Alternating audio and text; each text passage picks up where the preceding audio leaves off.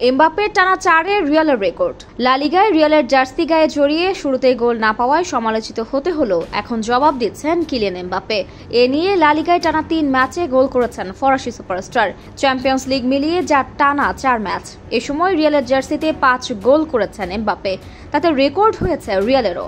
লা লিগায় গত রাতে এসপানিওলের বিপক্ষে রিয়ালের 4-1 ব্যবধানে জেতা ম্যাচে পেনাল্টি থেকে গোল করেছেন এমবাপ্পে।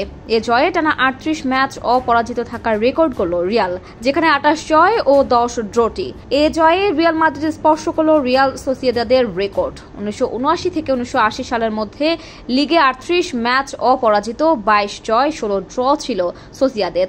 স্পেনের শীর্ষ লিগে টানা অপরাজিত থাকার রেকর্ডটা বার্সেলোনার। 2017 থেকে 2018 সালের মধ্যে 43 ম্যাচ অপরাজিত, 34 জয় 9 ড্র ছিল কাতালান দলটি।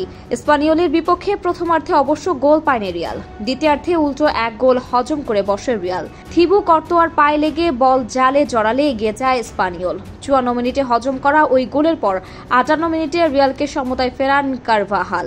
এরপর 75 মিনিটে গোল করেন রদ্রিগো। এর 3 মিনিট যেতেই স্কোরশিটে নাম লেখান ভিনিসিয়াস। রিয়ালের হয়ে চেষ্টা করেন এমবাপ্পে। 90 মিনিটে পাওয়া পেনাল্টি থেকে স্কোরশিটে নাম লেখান এমবাপ্পে। এ জয়ে 6 ম্যাচে 14 পয়েন্ট নিয়ে টেবিলের 2 নম্বরে আছে রিয়াল। 1 ম্যাচ কম খেলে 15 পয়েন্ট নিয়ে সবার উপরে বার্সা।